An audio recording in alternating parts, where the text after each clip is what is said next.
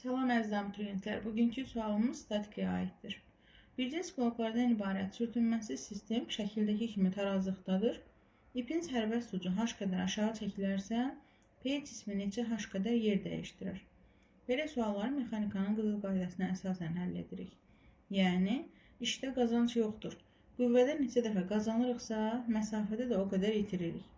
Gəlin baxaq, bizim sistem qüvvədə neçə dəfə qazanc verir? İpin sərbəst ucu F qüvvəsi ilə aşağı dartılırsa, eyni ipdə eyni qüvvə deyərək sol tərəfə də F yaza bilərik. Onda F yuxarı olmalıdır 2F. Eyni ipdə yenə eyni qüvvə deyirik və sol tərəfə 2F yazırıq. Davam edirik. Burada olur 2F. 2F, onda aşağı 4 dəfə olur. Bu deməkdir ki, bizim cismimizin çəkisi 4 dəfə bərabərdir. Ancaq biz onu F qüvvəsi tətbiq etməklə qaldırmışıq.